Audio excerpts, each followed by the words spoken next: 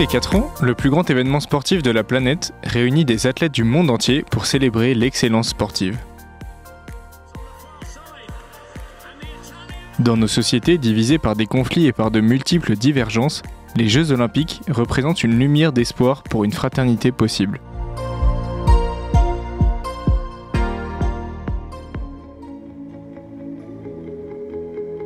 Cette lumière est aussi portée par la présence active des chrétiens au cœur de ce grand événement sportif. Pour accompagner les Jeux qui se déroulent cette année en France, des églises de différentes confessions chrétiennes s'engagent à vivre ce temps fort à travers des événements, de l'accueil mais aussi par la prière.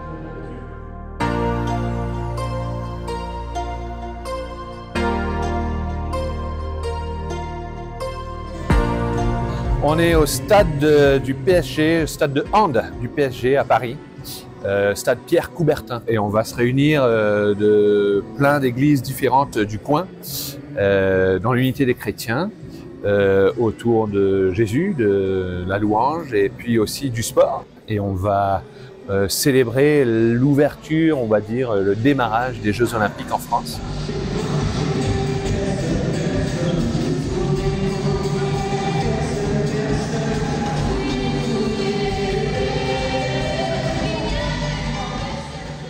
Déjà, l'événement d'aujourd'hui, c'est l'aboutissement de beaucoup de mois de travail. Travail pour l'unité des chrétiens, travail sur ce projet qui est l'arrivée de la flamme aujourd'hui en France, avec notre grand désir de montrer l'unité et de mettre les Jeux sous la bénédiction de Dieu, avec vraiment ce souci de commencer à prier. On l'a déjà fait depuis plusieurs mois, mais maintenant de prier pour les athlètes de manière nominative. Et puis vraiment, c'est aussi le fruit de, je crois, de ce que le sport nous permet. Toute l'équipe d'organisation, on a le Christ en ligne de mire et c'est le sport qui nous rassemble aussi. Et vraiment aujourd'hui c'est ça, c'est la concrétisation de cette recherche d'unité à travers le sport. Chacun d'entre vous va être invité maintenant à flasher le QR code qui s'affiche maintenant sur les panneaux.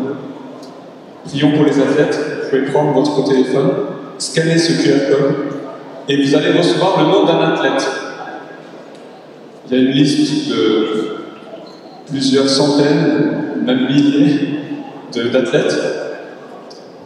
Et nous voulons vous inviter pendant toute la durée des Jeux à porter en prière cet athlète, mais aussi derrière lui sa délégation, son pays, en souhaitant que la paix et la bénédiction de Dieu soient sur eux. Donne-nous d'être artisans de paix. C'est vrai que les évangéliques en France et partout ailleurs ont toujours eu le souci d'accompagner les sportifs dans ce qu'ils vivent, dans les défis qu'ils relèvent, pour les aider à vivre la foi là où ils se trouvent. Les évangéliques, pour une partie d'entre eux en tout cas, sont sportifs eux-mêmes et comme je le disais à l'instant, ont le désir de montrer que la foi en Jésus-Christ, c'est quelque chose qui nous porte vers la vie, c'est quelque chose qui nous met en mouvement, c'est quelque chose qui est incarné. Jésus est venu porter la bonne nouvelle dans les cultures, dans la vie présente, incarnée. Nous voulons marcher à sa suite, dans le monde du sport en particulier.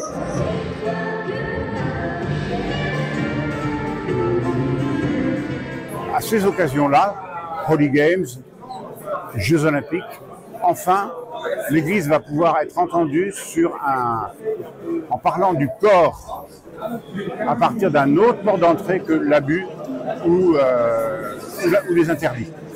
Donc on a besoin d'un discours positif, d'un apport positif, et donc avec un jeu de mots, plutôt pas sans jeu de mots, avec un jeu de mots, de redécouvrir notre corps comme un cordon. Un corps donné par Dieu, un corps donné pour le sport, un corps donné pour les autres, et que ce corps soit méga sportif ou qu'il soit aussi handicapé, puisque tous les corps sont mis à rude épreuve, mais tous les corps peuvent s'exprimer dans ces disciplines-là.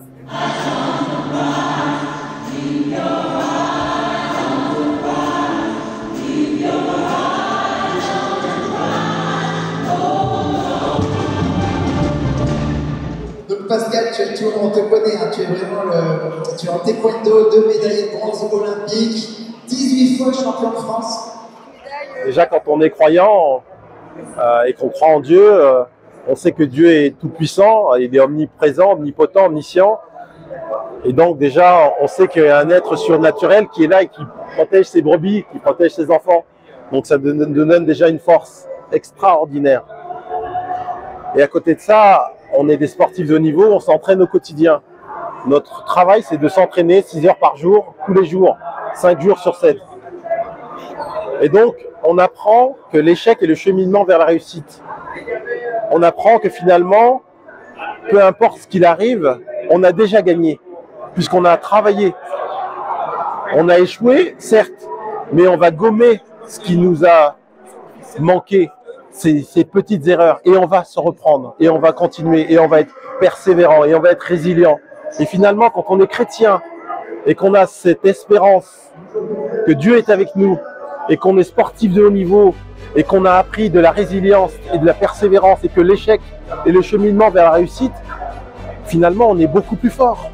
Parce qu'on a une espérance qui est extraordinaire, et on a cette confiance que tout est possible grâce à Dieu. Au-delà des records, les Jeux Olympiques reflètent les valeurs sportives, telles que la discipline, le respect et l'esprit d'équipe. Alors, à la fois, les sports pour moi sont reliés parce que j'ai un corps et depuis tout petit, je cours avec le ballon, pas derrière parce que voilà, on essaye de bien jouer au foot. Et j'étais attaquant quand j'étais footballeur, j'ai arrêté il y a 4 ans à cause des blessures. Et même si dans les sports, il y a des moments très difficiles, j'ai passé 4 opérations chirurgicales. Il y a aussi ce goût de pouvoir se dépasser, de chercher la performance, de chercher à faire le mieux sur le terrain. Et il y a un moment où on est dépassé, où je n'arrivais pas à tout faire par moi-même. Il fallait faire aussi confiance au bon Dieu. Et c'est à ce moment que j'ai décidé de confier toute ma vie à Jésus, qui est venu davantage rentrer sur le terrain du foot avec moi. Et même si je l'ai prié avant, c'était choix de l'avoir pour ami et de l'avoir vraiment tout le temps, pas que sur le terrain, mais aussi en dehors. Voilà, je l'ai cherché pour marquer des buts. Et à partir de ces moments où j'ai choisi Jésus pour être vraiment mon ami, il a passé à imprégner mon corps, mon état d'esprit, toute ma vie, mes relations, et foi et sport sont reliés. Je ne peux pas dissocier en tout cas. Je cours. Je cours. Je cours. Il est mon espérance, ma ligne d'arrivée, ma victoire, c'est lui. Jésus ne cesse de dire aux jeunes générations, confiance, levez-vous, le monde a besoin de vous.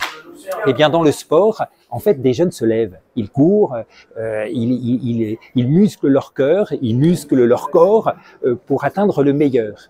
Eh bien, l'Église leur dit la même chose. Elle dit, allez, muscle ton cœur, donne le meilleur de toi-même parce que le monde a besoin de toi et nous te faisons confiance. Et puis, la deuxième chose qui me frappe, puisque c'est une célébration pour l'unité, c'est que le monde est fracturé, il est déchiré entre nos nations, nos cultures, nos pays, aussi ici en France. On a vécu ces dernières années des lieux de tension, de fracture aussi dans notre société, où souvent les jeunes se sont sentis blessés ou mis de côté, et où on sent des montées parfois de rejet, de violence. Eh bien, le sport est le lieu où on peut apprendre, là où il y a des fractures, à créer l'unité. Voilà, actuellement, il y a ce tournoi de football, et on voit bien que ce qui est important, c'est le travail du collectif. Bien sûr qu'il y a des jeunes qui jouent super bien, mais ce qui permet qu'une équipe gagne, on sait, c'est le collectif, le travail ensemble. Et bien que l'évangile, qui est une force au fond de transformation de la société, transforme pas simplement les cœurs de chacun, mais transforme notre façon d'être ensemble. C'est pour ça que les responsables qui sont ici, catholiques, orthodoxes, protestants, évangéliques, portent un message prophétique, nous sommes ensemble, au cœur de la société française, et nous portons au cœur des Jeux Olympiques et de la société la bonne nouvelle de l'Évangile.